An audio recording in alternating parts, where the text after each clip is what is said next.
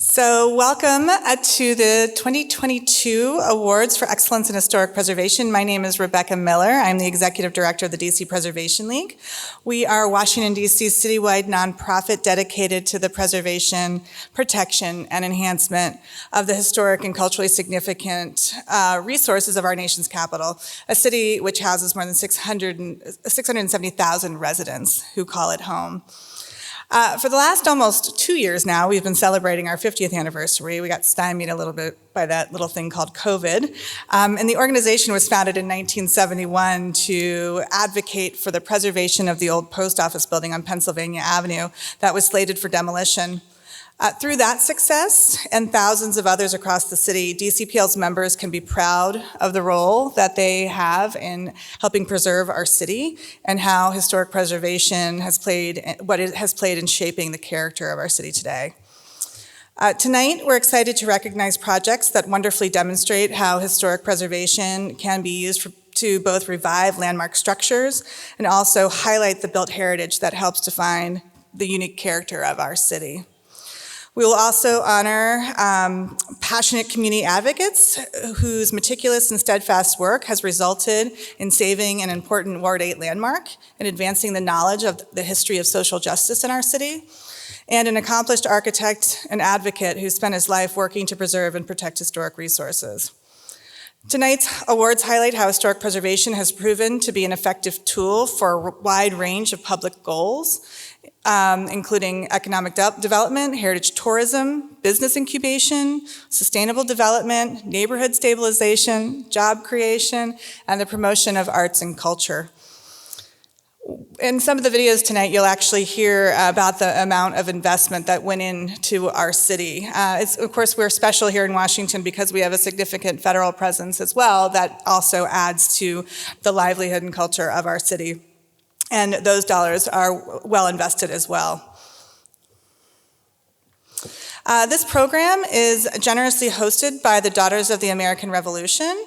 We are now here, I think, for our 7th or 8th year, and so I'm very happy to be back again. We've outgrown a lot of theater spaces in town, so it's always nice to come to DAR and have them welcome us every year. This program is also funded through grants from the DC Commission on Arts and Humanities, Humanities DC, and the National Endowment for the Humanities. Please also join me in thanking DCPL's top sponsors for the event: Douglas Development, QTAC Rock, Antunovich Associates, Atlantic Refinishing and Restoration, Robert Benson Photography, Beyer Blinder Bell Architects and Planners, the Building Innovation Hub, Edens, EHT Traceries, KCE Structural Engineers, Quinn Evans, David M. Schwartz Architects, David Bonderman, the Mark Andrich Fund, Bonstra Hairsign Architects, Clark Construction Group, Eric Colbert and Associates, Consigli Construction Company, Evergreen Architectural Arts, Gould Property Group, Grunley Construction Company, Roadside Development, and Silman. It is only with the help of generous sponsors like these that I just named, plus many others that are listed in your program, that DCPL is able to offer events like tonight's awards free of charge to the wider DC community so that they have a better understanding of historic preservation in Washington. Please take some time after tonight's event to view the full list of sponsors in the awards program and visit the websites to see the fantastic work that many of them are doing to preserve the history of Washington, D.C. Please join me also in thanking our awards jury. This group of architects, planners, historians, neighborhood leaders volunteered their time to select the honorees this evening. It's Faye Armstrong, Melissa Cohen, Greta Fuller, Rob McLennan, Peter Sefton, and Joseph Taylor. And now with that, I'm going to turn the mic over to Faye Armstrong, who became DCPL's president in June of this year, to kick off our first award.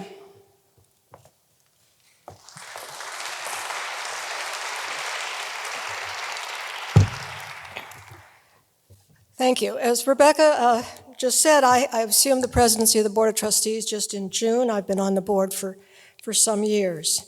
We're pleased to host this event once again, and we thank you all for taking the time to join us in recognizing and celebrating the artistry, commitment, and dedication of this year's honorees. Preservation of historic properties and views is central to the quality of life for those of us who live in the nation's capital and for its many visitors. Owner neglect is a potential problem for all buildings, but it is a particular problem for historic properties.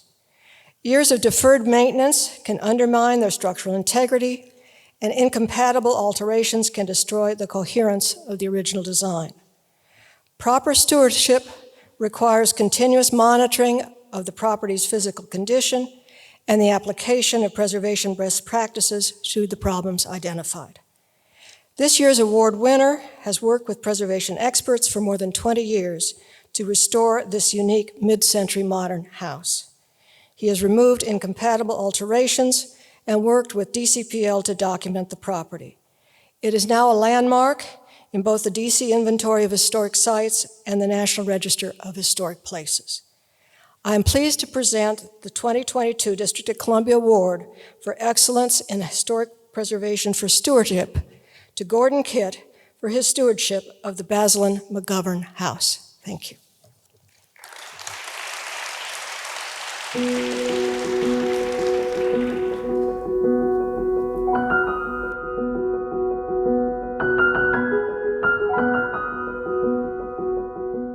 Located in the Palisades neighborhood of Northwest D.C., the Bazelon McGovern House is among the district's most unique works of modernist residential architecture.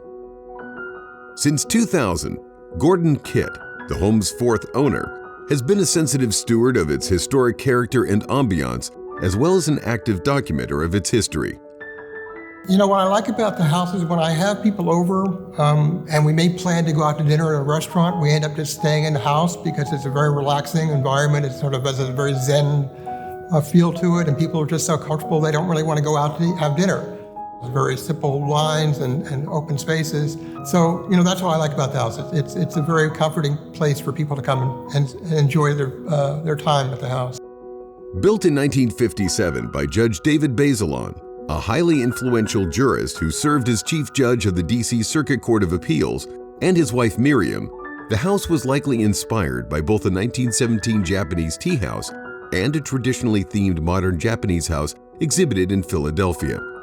The couple hired architect and Palisades resident Jean-Pierre Trouchard to create a modernist house reflecting elements of traditional Japanese design.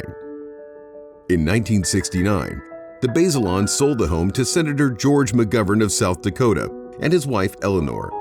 The McGoverns prized the house's character to the point that they purchased it fully furnished down to the dishes. During McGovern's 1972 presidential run, the house was the scene of important campaign meetings as well as a backdrop for interviews and fundraising events. I actually worked on the McGovern campaign in 1972, or 71, 72, and I had met George McGovern. So it was kind of interesting to find out 30 years later I was now living in his house. Before the McGoverns sold the house in 1980, it was featured in several newspaper profiles about the couple's lifestyle. Since buying the house from the McGovern successor, Gordon Kitt has restored original elements, removed incompatible modifications, and added features that sensitively complement the traditional Japanese motifs and materials of the original design. Shag carpets and curtains have been replaced by custom-designed area carpets, reflective of tatami mats. He replaced a 1980s swimming pool with a Kyoto-style rock garden, designed by the landscape architect Shin Abe. The landscaping now includes Japanese maples, cedars, and stone lanterns. From the early days of his ownership, Gordon Kitt has actively documented the house's history. He worked with the DC Preservation League to secure its listing on the DC Inventory of Historic Sites and National Register of Historic Places in 2021. You know, when you have a unique house that has a unique architectural style, has got a unique history in terms of the prior owners, you know, DC is a historic city. So, you know, you should retain historic buildings that are within the DC as part of the process of living in DC. It's sort of one of the things, the giving back to the city. Under his stewardship, the Bazelon McGovern House has become an iconic symbol of modernism in the Palisades neighborhood, as well as an inspiring example of the benefits of historic preservation.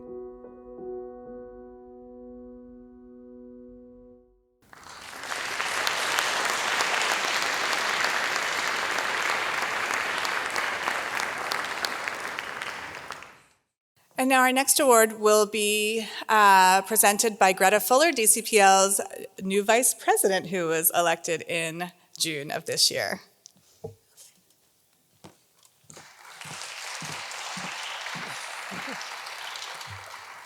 Good evening. My name is Greta Fuller. I serve as DCPL's Vice President. I have been active in my historic Anacostia community, so I know well the determination and hard work that is required to see meaningful change to a neighborhood. It takes energy, endurance, a resounding passion for your community, and the leadership skills to effectively align people around a common cause. Tonight's award for community outreach and education goes to a tenacious group of advocates, organizers, and individuals who successfully endeavored to historically designate Berry Farms with the intent of creating a space to tell the story of the people who resided in that neighborhood. This group has resulted in a better understanding of the history and social justice legacy of the Berry Farm Hillsdale residents. I am pleased to present the 2022 District of Columbia Award for Excellence in Historic Preservation for Community Outreach and Education to the DC Legacy Project, Berry Farm, Hillsdale. Congratulations to the awardees.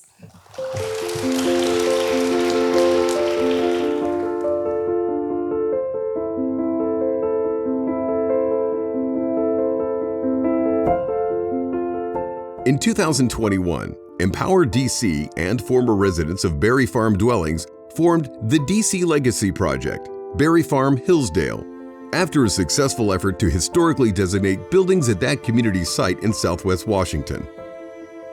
The project is working to incorporate these historic landmarks into a commemorative space, honoring the history and social justice legacy of the people who resided in the neighborhood. In January 2020, the DC Historic Preservation Review Board awarded landmark status to 5 buildings in one corner of the public housing site.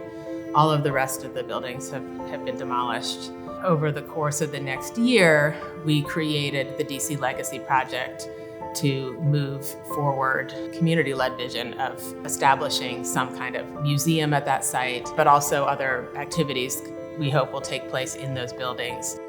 To incorporate input from diverse stakeholders, the Legacy Project has established a 42-member advisory board consisting of community members, former residents, and descendants, as well as preservationists, scholars, architects, organizers, artists, and advocates.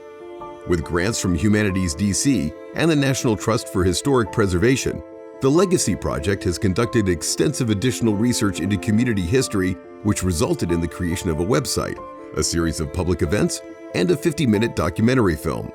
This kind of history, it is very, very contextual. It tells us why we are where we are today. It sets a stage, and it's a history that's very much involved with the fight for justice, with people being mistreated, and people just really wanting to experience the American dream just like everyone else. The group has also been accepted as a member of the National Park Service Reconstruction Era National Historic Network, which seeks to preserve sites and connect visitors with stories that represent the transition from slavery to freedom in the aftermath of the Civil War. Through the unceasing efforts of the DC Legacy Project, the stories of the Black-led struggle for land and housing in Washington, D.C. has an increasingly robust documentation. I've studied urban change, and when you look at certain neighborhoods, there's so many communities are stereotyped against, they're stigmatized, they're deemed bad neighborhoods.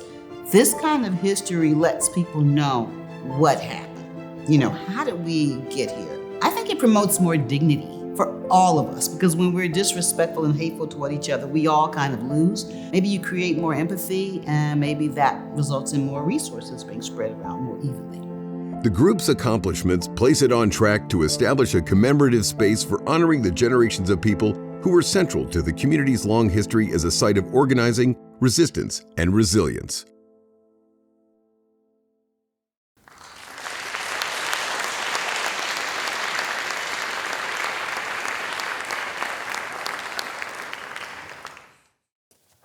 Congratulations to our first two awardees. Already great projects. So next up, I would like to introduce you to Joseph Taylor, who is a member of the DCPL's Board of Trustees and also a member of DCPL's Project Review Committee, and he'll tell you a little bit more about what we do there. Joseph?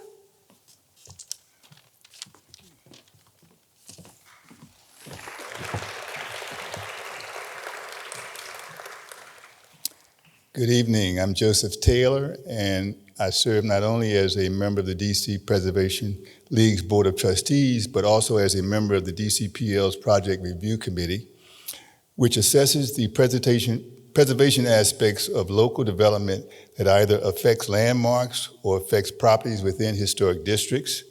We are fortunate to have some of the city's best architects, historians, engineers, and general contractors serving on that committee. Helping to ensure the history and character of the city is that the history and character of the city is honored even through new development and adaptive reuse. Tonight, I am pleased to present the awards for design and construction. The mix of awardees includes a range of private, institutional, and federal projects that demonstrate how historic preservation can revive landmark structures and become gateways and gathering places for communities. Several of these projects highlight the importance of the technical preservation trades that require special skills necessary to preserve and restore our most treasured landmarks. The teams behind the award-winning projects respected the buildings and were committed to breathing new life into these important landmarks. Congratulations to the awardees.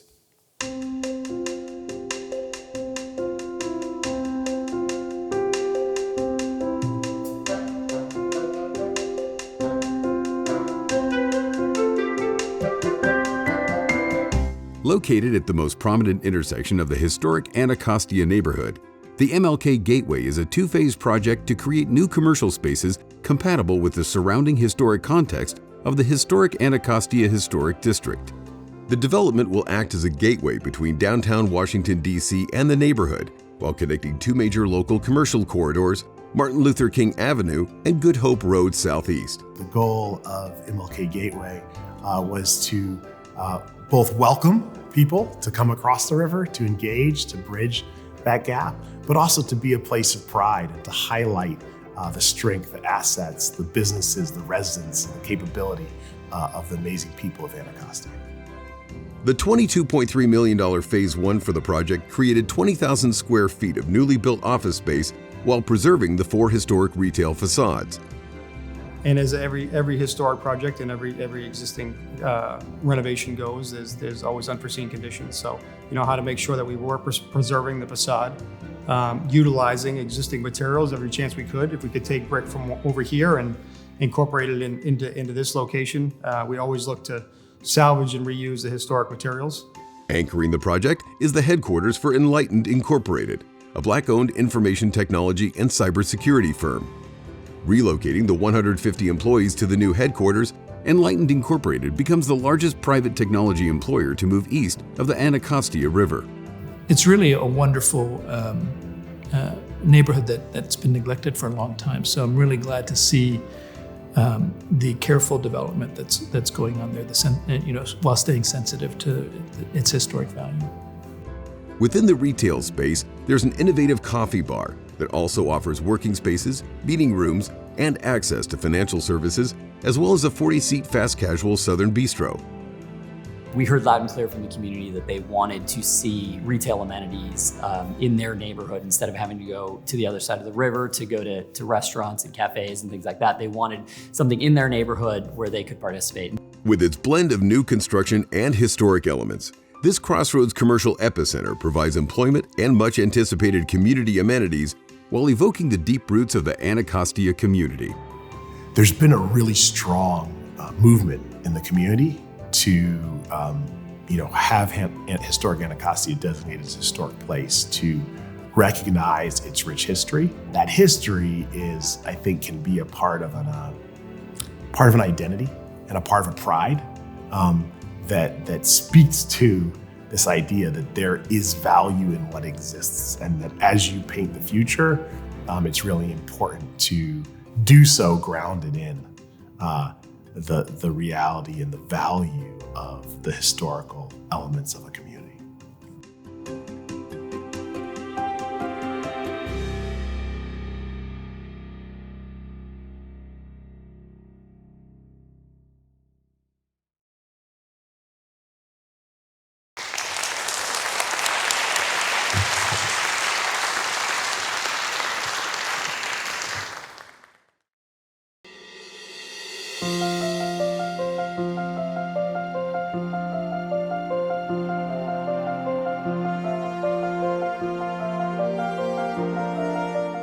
The United States Capitol is both the seat of government and an enduring symbol of American democracy.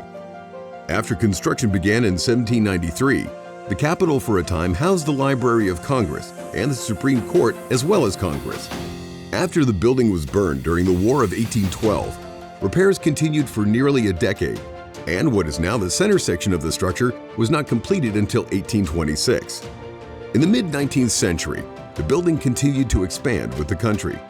The temporary wooden dome constructed in 1824 remained in place until just before the Civil War, when it was removed for a larger fireproof cast iron dome and better proportioned to the enlarged building. Since this current dome's completion in 1866, the only additions to the building have been the west front terraces constructed in the 1880s, the east front extension of 1958 to 1962, and the Capitol Visitor Center completed in 2008. Reflecting its more than 225 years of service, the Capitol's white marble and granite facade shows the hand of time with deterioration, cracks, soiling, and staining.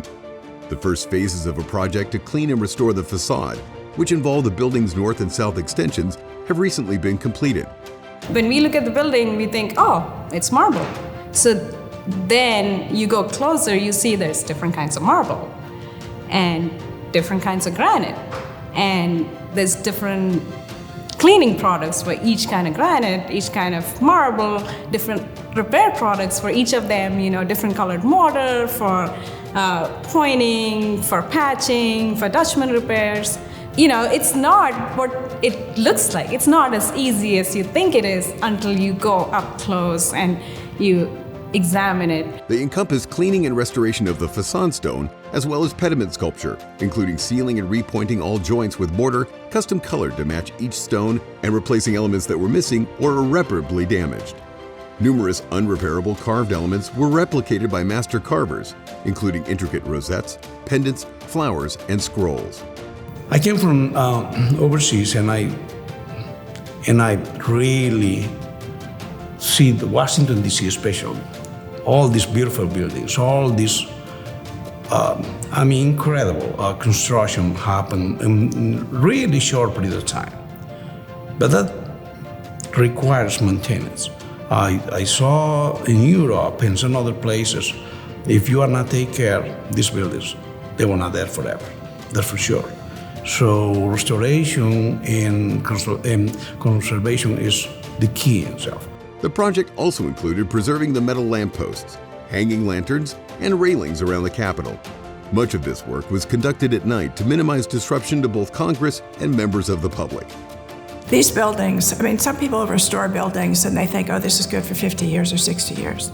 No, the work that we're doing, these buildings have to be there not for 100 years or 200 years, but in my mind, forever. They cannot deteriorate and be replaced. They must be there forever. So our work is important in that sort of mindset. Through precise planning, attentive management, and a team of highly skilled artisans, this project will ensure that the U.S. Capitol will continue to function as the home of the United States Congress, the symbol of our democracy and a living link to our nation's heritage.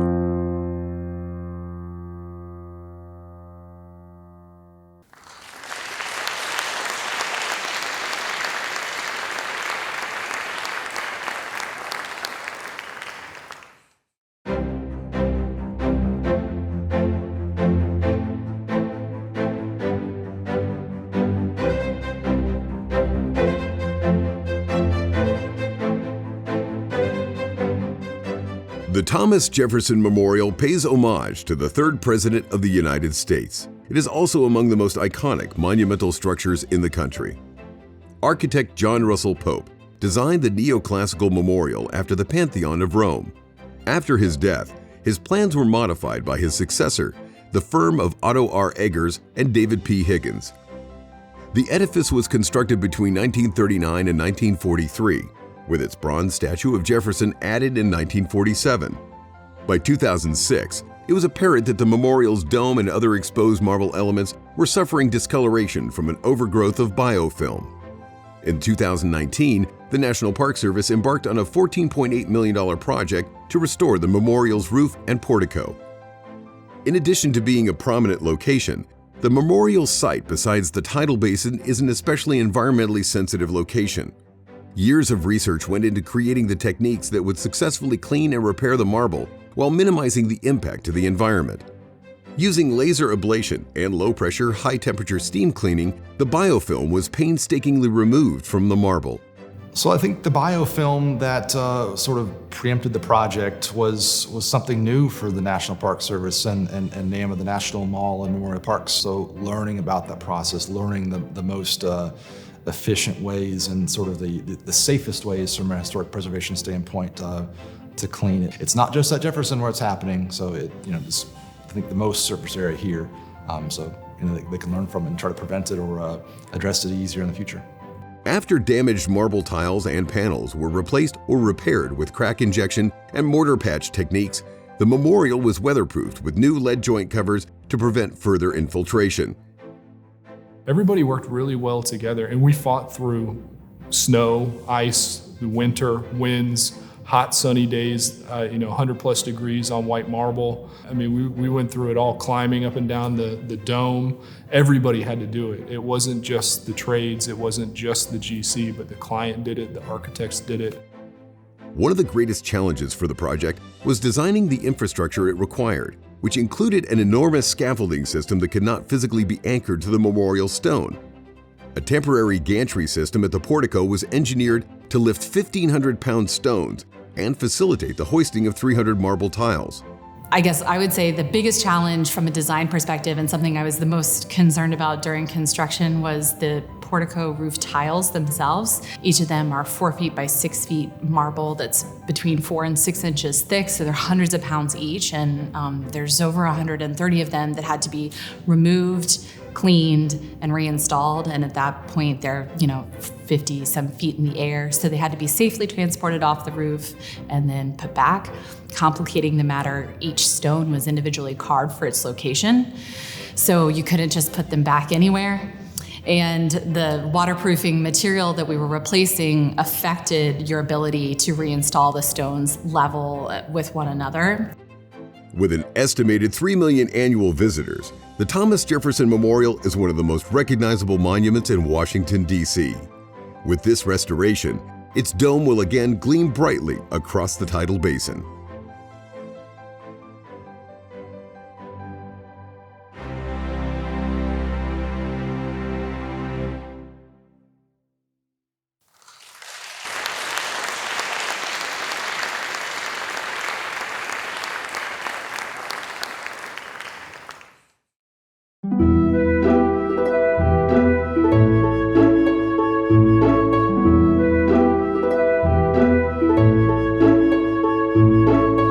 The Folger Shakespeare Library, a monumental block-long structure clad in white Georgia marble, is a cultural as well as an architectural landmark.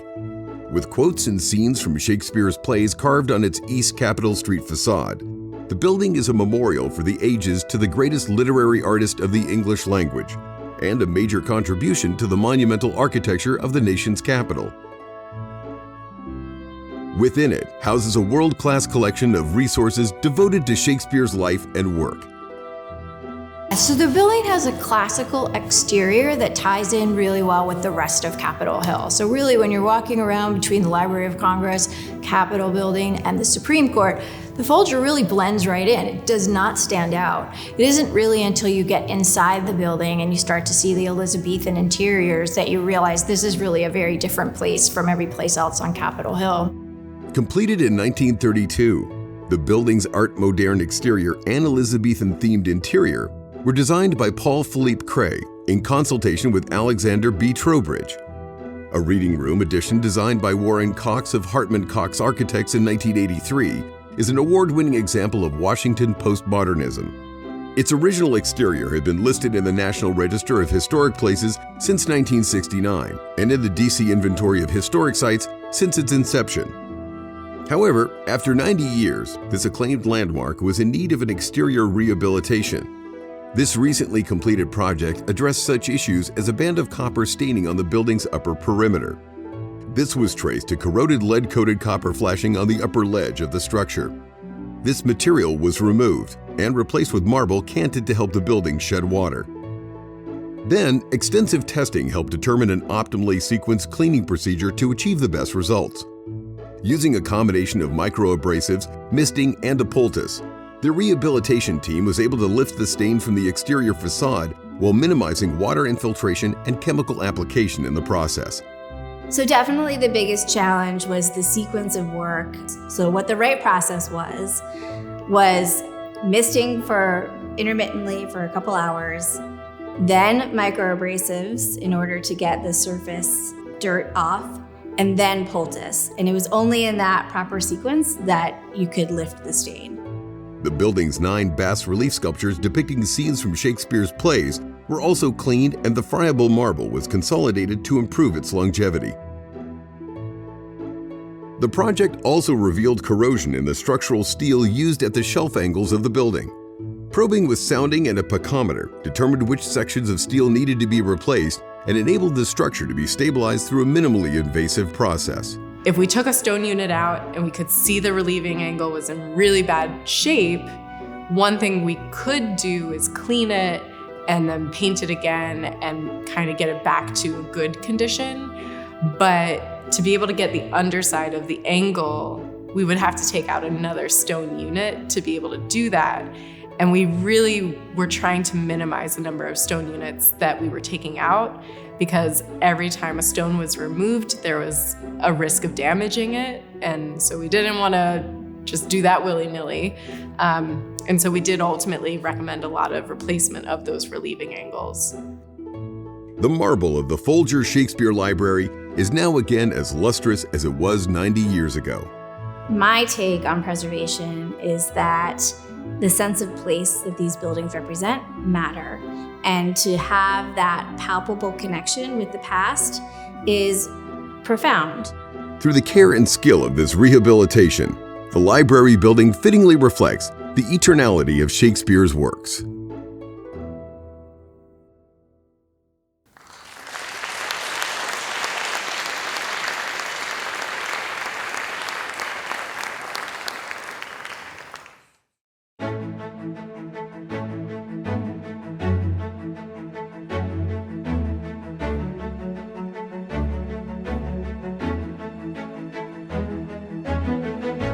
Located on the ridge that separates Rock Creek Park and Foundry Branch, City Ridge combines residential, office, and retail spaces in a blend of new and historic construction.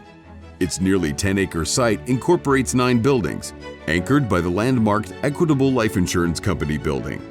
This finely detailed Georgian Revival-style structure, modeled after the Governor's Palace in Williamsburg, Virginia, was designed by architect Leon Chatelain Jr. in 1956. In 1963, the insurance company added end pavilions designed by Chatelain's firm and built of matching bricks stockpiled in the 1950s with the expectation that the building would eventually be expanded. In 1975, the Federal National Mortgage Association, popularly known as Fannie Mae, purchased the building for its headquarters, adding a large rear addition and parking structure. It was an iconic building that really nobody can engage. Ever since Equitable Life Insurance built the property and Fannie Mae owned the property, it really wasn't something that the public was welcomed onto the property. And we wanted to change that. We saw this as kind of the missing tooth along Wisconsin Avenue. In 2017, a year before Fannie Mae moved out, the building was listed on the DC Register of Historic Sites and shortly afterwards on the National Register of Historic Places. for its association with the development of the nation's insurance and mortgage industry and its high aesthetic value as an excellent artistic expression of the Georgian Revival style. Today, the historic building sits on City Ridge's centerpiece. Set back from Wisconsin Avenue, its front green space has been kept open as a neighborhood gathering place. Legacy trees representing 3 species have been relocated from the north side of the building to offer a shady respite for pedestrians. City Ridge's new construction addresses and enhances its historic elements while providing much appreciated neighborhood amenities. A pair of new buildings keep the west courtyards of the historic structure intact. I've always said that, as an architect, having an existing building to work with is actually a much more interesting challenge to us than starting with a clean slate, because you're all of a sudden, your thinking and your architectural concept has to respond to everything about that building. We decided to respect that building by putting an adjacent building to it that would complement it. So they don't really compete with each other. I think they're actually compatible in terms of materiality, scale, and proportion. The road dividing the new structures provides an east-west view of the historic building's beautiful cupola, a vista not previously available. To provide space for a Wegmans grocery store below grade, a new foundation was built 25 feet below the historic building's original. While we were doing that work to lower the foundation floor, we were also excavating 440,000 cubic yards of dirt for our below-grade parking garage. So you look at images of that process, and it looks like you have a building that's being held up on toothpicks with a hole that's 40 feet below it. The floors above now house the headquarters of the International Baccalaureate Global Center for the Americas. This $715 million project integrates a former gated corporate campus with the surrounding neighborhood. It is a new urban village that honors the character and craftsmanship of the historic building while creating a comprehensive new program that respects and enhances the surrounding neighborhoods. Buildings and the physical footprint of a city tell that city's story, right? And so as you take historic structures and you remove them from the built environment, you lose those stories. You lose those connections that people have made to places, to neighborhoods. And so for us, it's part of making that place feel like it's still owned and tells the story of the neighborhood around it.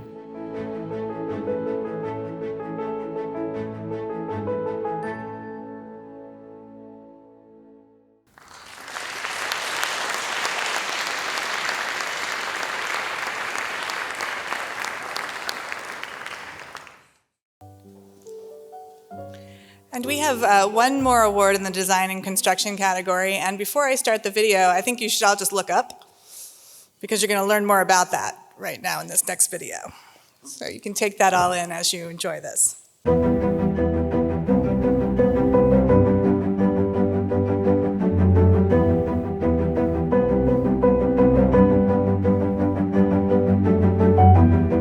Built and owned by the National Society Daughters of the American Revolution, Constitution Hall was designed in 1924 by architect John Russell Pope, original designer of the National Gallery of Art and the Jefferson Memorial.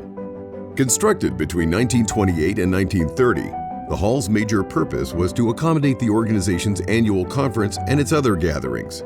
It quickly became an important performance venue, although its original policies reflected the segregated Washington of their time. It achieved full prominence as a cultural space when it became open to all performers and audiences. In recent years, a comprehensive multi-phase renovation has restored this venerable venue to its original splendor while bringing it to state-of-the-art technical standards.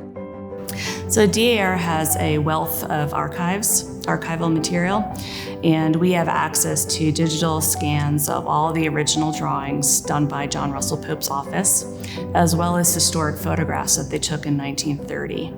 So we were able to use that information to understand how to bring things back, what's existing, what's behind walls, and what's behind ceilings. One of the project's most dramatic elements involves the building's central skylight. In Pope's original design, the skylight flooded the auditorium with daylight and starlight. In 1954, the skylight was covered to minimize heat loss. To replicate Pope's lighting effects, The rehabilitation retrofitted the ceiling with individual LED panels that can mimic natural lighting both before and after sunset.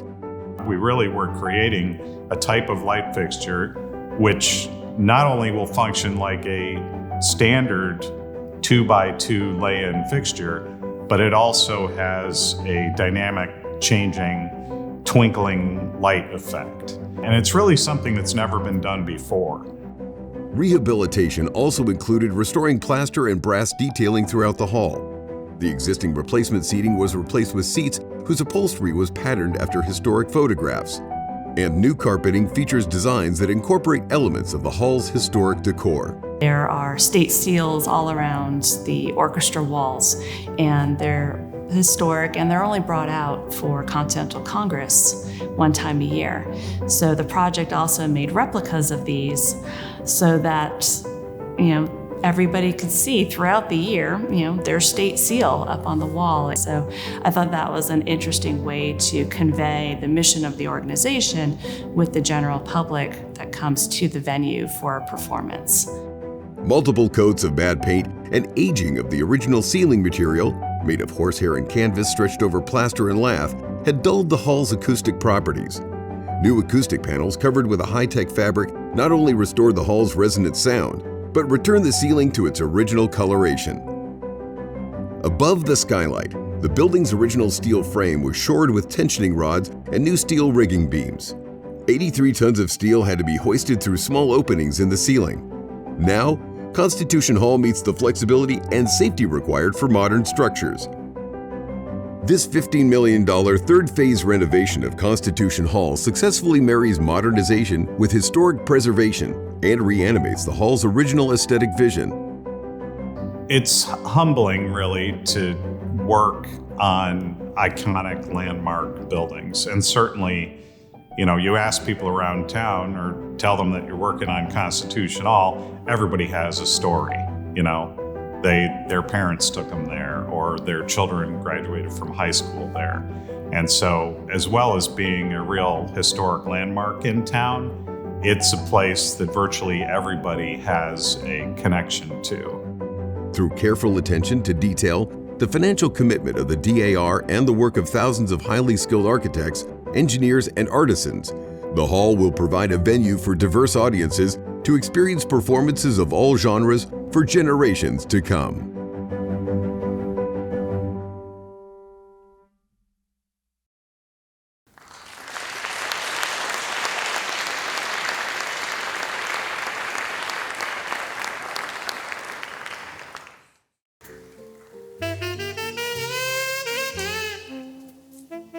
And let's just give one more round of applause to our design and construction awardees.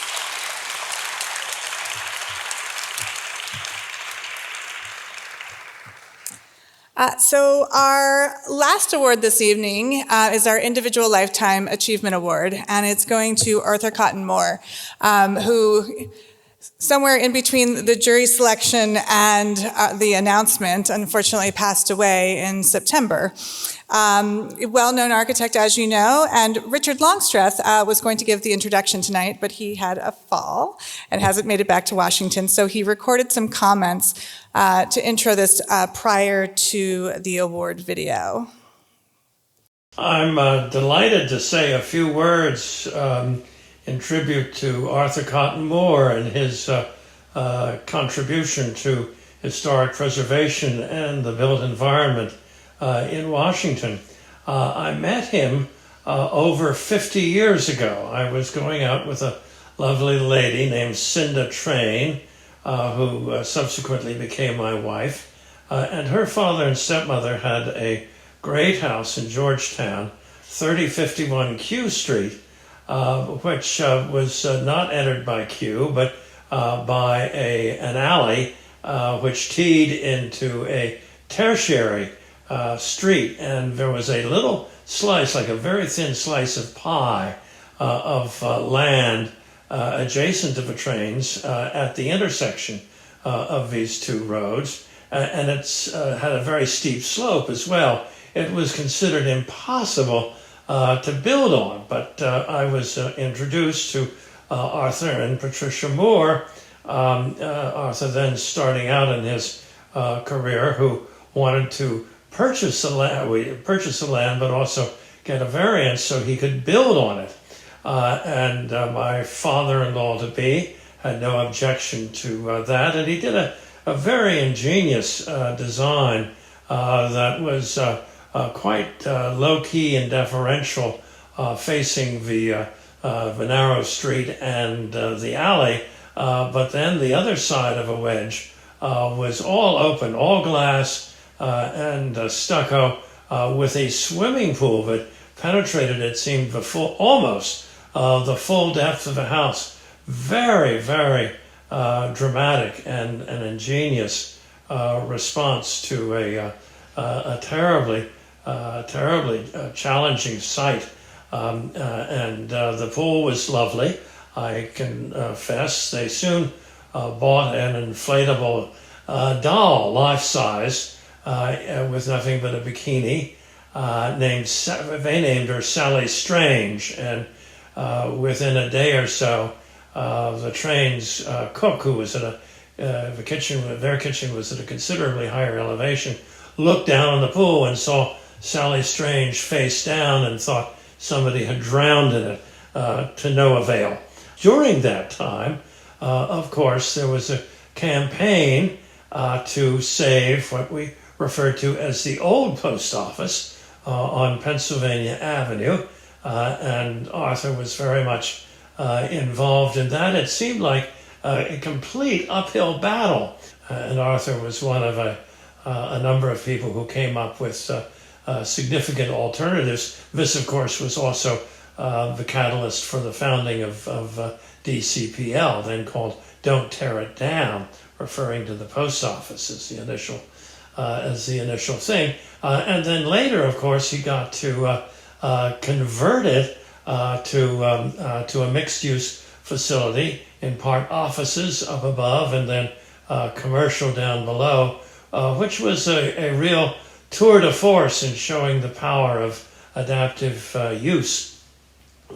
Arthur continued to do interesting things in this way, with new construction, but also with historic buildings. Probably the most notable of which is the icon of the Library of Congress, which after he finished extensive work on it, didn't look like anything had been done, which in this case, of course, is the goal of a good preservation rehabilitation project. But not many architects are that willing to take a back seat to the historic building itself. He certainly was.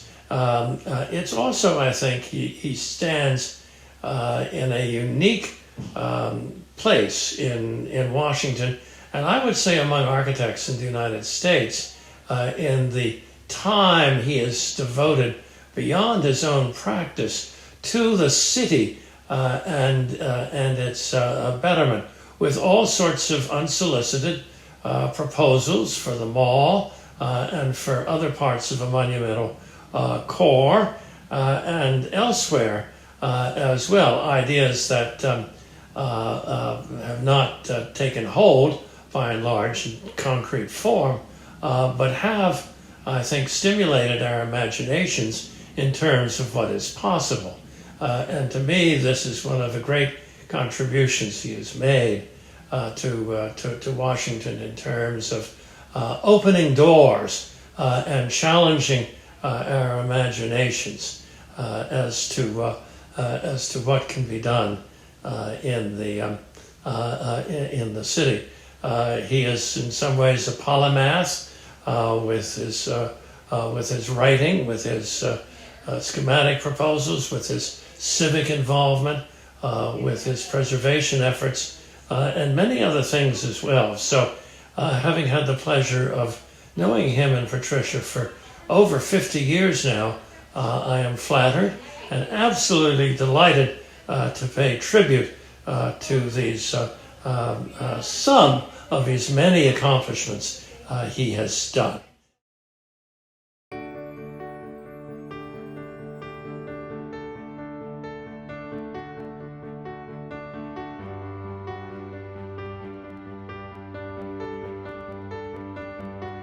Arthur Cotton Moore was a Renaissance man. He achieved both national and international recognition as an architect and planner, preservationist, author, painter, sculptor, and furniture designer. He dedicated his life to the preservation and improvement of the nation's capital. Born in 1935, Arthur spent his early years at Tanglebank, his grandparents' Victorian house in the Kalorama neighborhood. A sixth-generation Washingtonian, he attended the St. Albans School and in 1958 enrolled in Princeton University, where he earned his bachelor's degree and a master's in fine arts and architecture. In 1965, Arthur established his architecture firm, beginning a decades-long career that catapulted him to becoming one of the city's most preeminent architects. His portfolio included both new construction and preservation projects, often creating a dialogue between them. What Arthur talked about was that he was a local guy. I mean, he grew up here and he stayed here. So I think that's probably where his interest in and passion for the city came from. That informed his architecture. Washington is a place where people think nobody comes from here, that everybody comes to here. But here was somebody who did come from here and, wanted to take from the city in the sense of its creativity and jobs for an architect, but also wanted to give back to the city. In the 1970s, he designed a repurposing of Canal Square in Georgetown. Located on the C&O Canal, the project incorporated a 19th century warehouse with a modern addition for office and retail use. Another project on the canal combined the 1914 Duval Foundry with new construction. These projects became early models for the commercially and aesthetically successful adaptation of existing buildings for new purposes, a key facet of historic preservation. He was never talking to me about other cities, right? It was Washington. He knew it from where he grew up and his family had grown up to the projects he had built and then the problems he was wrestling with. He should have been mayor. He really just had a passion for DC. As the preservation movement began to coalesce in Washington in the 1970s, Arthur actively advocated with Don't Tear It Down to save the old post office from demolition, even anticipating the building's ultimate repurposing as a hotel. Arthur's firm went on to design the building's 1984 adaptation for office use by such federal agencies as the National Endowment for the Arts and retail functions. His idea of preservation was not just you take it back to some date. You think in terms of what are the principles underlying the essence, the beauty, the integrity of this building or this space. And you respect it enough that you don't let it die a death in the 19th century or the 18th century, but you give it a new life. And I think he had a very creative way of thinking that way. And I think it was quite unique among the architects I have known. Another of his most important preservation projects was the $80 million restoration and modernization of the Thomas Jefferson and John Adams buildings for the Library of Congress. The restoration and rehabilitation helped to restore the grandeur of the buildings, exposing concealed art, as well as reviving historical elements from years of decay. One of Arthur's major new construction projects was the $200 million development of Washington Harbor on the Georgetown waterfront. Prior to the late 1970s, Georgetown had only industrial activities south of K Street. Arthur's bold postmodern design helped connect people back to the river for work and leisure. Arthur also had a lifelong dedication to the city of Washington outside his design practice, evidenced by his generously volunteering his ideas and expertise. He created many visions and plans, detailed most recently in his 2017 book, Our Nation's Capital: Pro Bono Public Ideas. These included steps connecting the Kennedy Center to the Potomac River waterfront, designs for converting obsolete metro cars into housing for the homeless, and a National Mall underground to provide parking and a visitor center for tourists. He was always trying to solve the city's problems and anticipate the problems. And so he also knew it wasn't static. He wasn't somebody that was trying to freeze everything in time, but recognize that growth does happen, and how can it happen in a way that's going to be more fruitful, more meaningful. In his final days, Arthur continued his long service as an advocate by championing the preservation of one of our city's key landmarks. He joined the preservation community and the public in opposition to the Library of Congress's proposed replacement of the head librarian's elevated desk, the winder stair, and the book request staging cabinetry of the main reading room's circulation desk with a glass oculus, an act which would destroy the design intent and special relationships of this nationally significant space. Through a lifetime of dedication, Arthur Cotton Moore has had an enduring impact on Washington, D.C. His designs, from the residential to the institutional, are essential elements in the city's built environment today. It would not be Washington, D.C. without him. His passion and ideas will live on far into the future, making the city he loved a more magnificent and brighter place.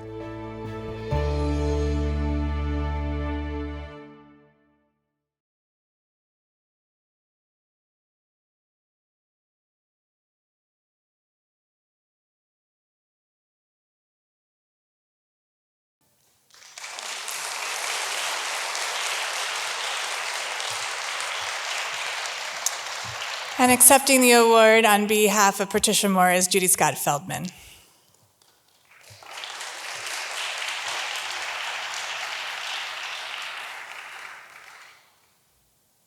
I'd just like to say a few words, if I may.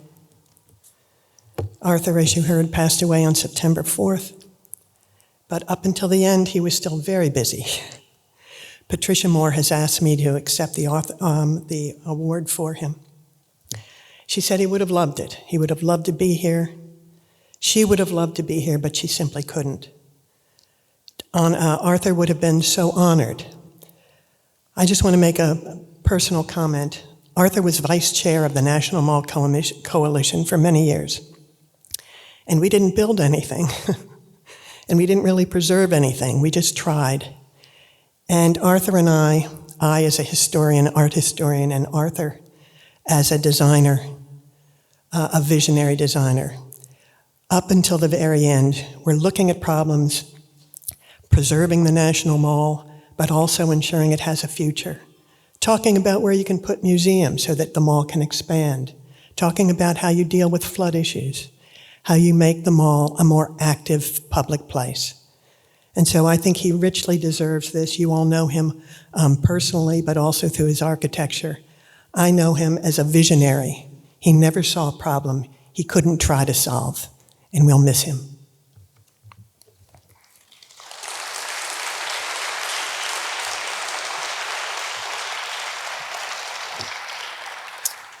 And I'll follow Judy's note with saying that the battle for the centerpiece of the Library of Congress is still on, it's still waging. So anyone who would like to add their voice to it, please come talk to DCPL as we attempt to continue to save the center circulation desk from demolition.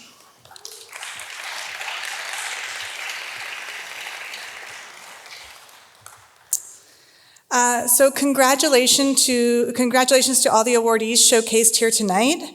Thank you all for your diligence and your dedication to preserving the places and spaces that make our city unique. I'd like to also thank our production group here, Jason Hornick Photography, who put together all of the wonderful videos, and Pro AV DC, who DCPL's worked with for years, and they are local to Washington and very important to the work that we do. In addition, you'll be enjoying wine from Grape Intentions out in the lobby and food from Eat Smile Catering, so I hope you all enjoy it. A final thank you to all of you for joining us tonight, our awards jury, our organizational partners, and dues-paying members whose financial support underrates DCPL's crucial work. If you are not already involved with DCPL, I hope you'll consider joining us at an upcoming event to learn more, or just give me a call, because I'd be happy to chat with you about the work that we're doing.